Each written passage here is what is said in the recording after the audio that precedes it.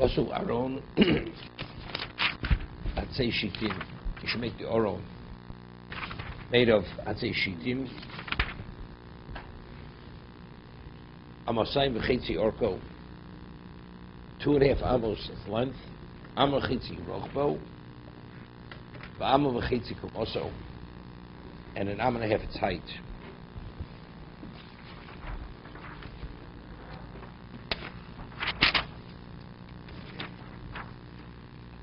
Rashi, what is the Aron? What exactly was the structure?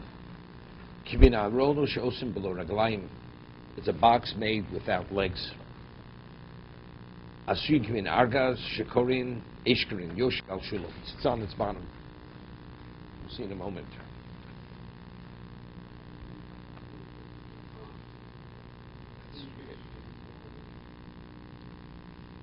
No. They say many pshatim. The chatzi. That every Jew has to feel he's part of something. You're only a component. Because you cannot, I think the Chofetz Chaim says, for instance, tiyag mitzvahs. There's certain mitzvahs which only ever owns to a Kohen, to a Levi, to Israel. So how are we all involved in the Torah in its entirety? It's based on the principle of Kol Yisrael Reim Zelozeh. Each of us complement one another. So we're only regarding the whole picture, we're only part.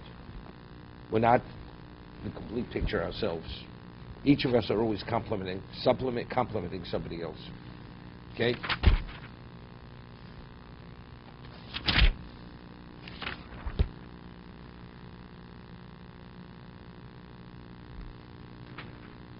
Over here, the Terumah is called Midosov Hoyushvuros Bechatzo Yamos.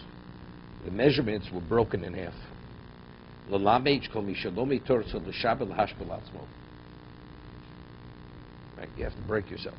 You have to go against the grain. Right, person is laid back. You have to push yourself. This is, odom kiyomus ba'oel. Person has to sacrifice the level of dedication.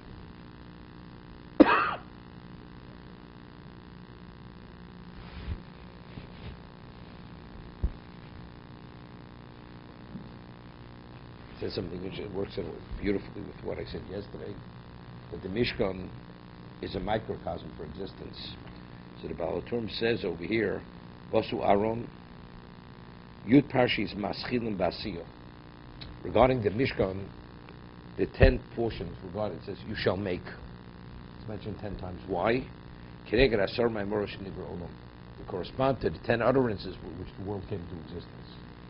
So you'd say, so, well, what relevance does the Mishkan have to the Asur Manoros? The answer is that since this is the equivalent of creation, right, that we discussed, therefore there is a correlation. So therefore, to indicate that, the word Vosiso is mentioned 10 times to correspond to that.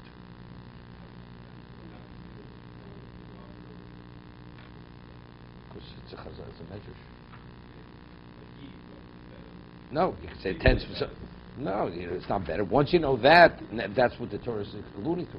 It's exactly the same. It's a microcosm, but here it's different. No, the number 10 is essential regarding this.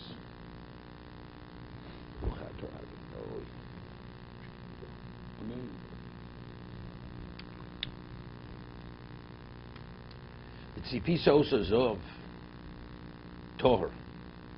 Mibayis and mivachutz titzapeno. You should cast it in gold, pure gold. On the inside and on the outside it shall be cast. Osiselo zer zov soviv. And you should make a rim made of gold, encircling the Aron.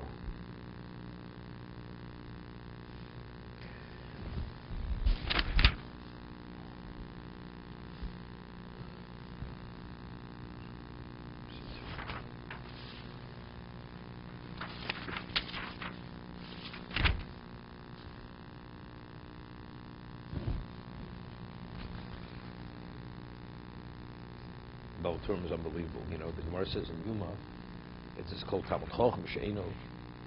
That a Talmud Chochem, if it's not Tochel Gebaru in the Talmud Chochem, if his inside and his outside are not the same, a person could look like a holy man.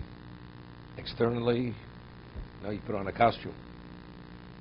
But the person's Talmud Chacham, it's not enough to know something. And to display it, you have to be that. Mm-hmm. You have to be genuine, through and through. You have to be genuine. And that's indicated because the Aron, it was casting out on the inside and the outside. That's what Torah tells us. And what was the Aron? It was the repository for the Torah. So what is a repository for the Torah? If it's genuine, through and through. Okay? So he says the gematria of Zov Tor B'Bais Miluchutz, gematria, he says, Zov together with Tor B'Bais Miluchutz, gematria hine Chochem Yeh Tochel Kabaru. Same gematria. That a Chochem is only if it's Tochel Kabaru. Malaturim.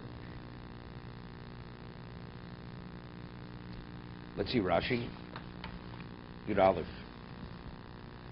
B'Bais Miluchutz Tzapeno. Shlosh aronos also betzalium.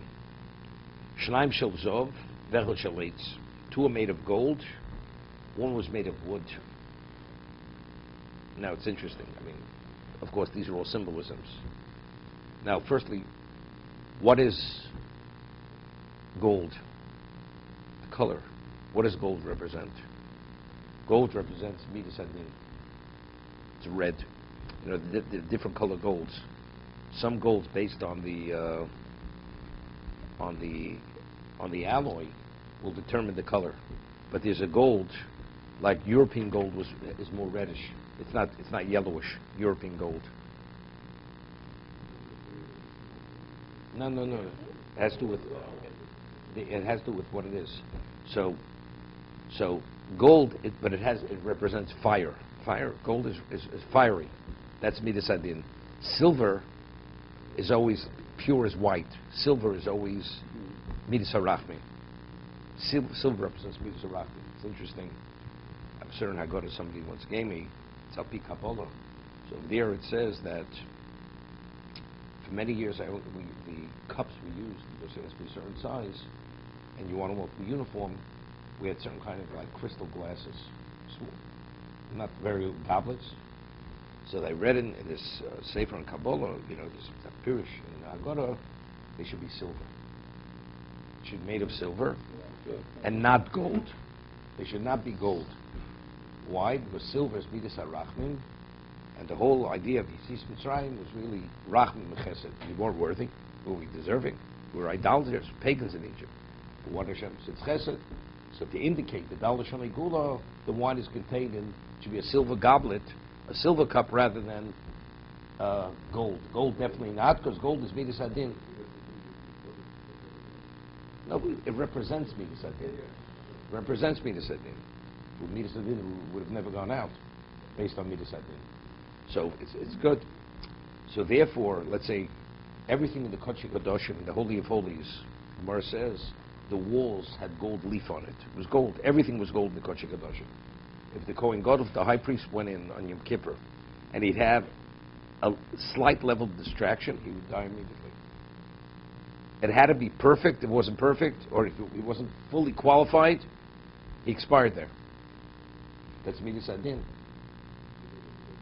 The Beis Hamikdash. It was Aaron. No, it was Aaron. No, but I'm just saying. That's what it is. So, what is Torah? Torah is midas hadin. What is midas hadin? Exactness. If I ask, is something kosher or not kosher? Well, there's no gray. It's either kosher or not kosher. What is tefillin? It is or it's not. If it's gray, then you don't know what it is. Everything is exactly. We're not exact. We could compromise on what we want and what we don't want. But in terms of what the Torah prescribes, it's exact. And the Gemara says, what is Torah? Torah is referred to as emes, truth.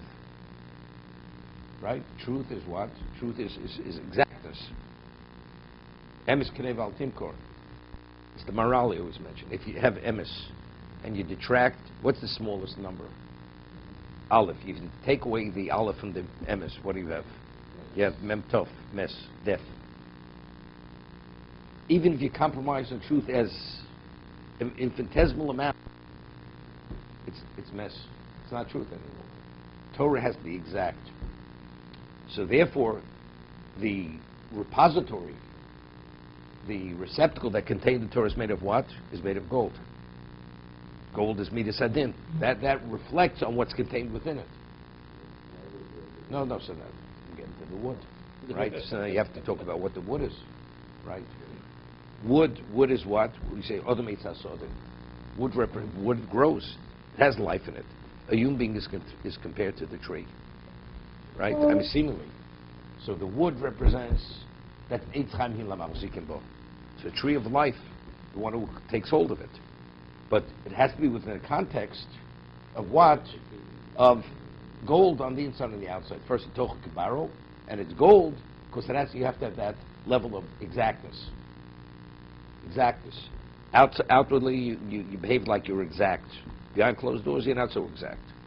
No, it doesn't work that way. You have to be consistent on the outside and on the inside. Yeah, definitely. Right. Because it's a different standard. It's a different standard.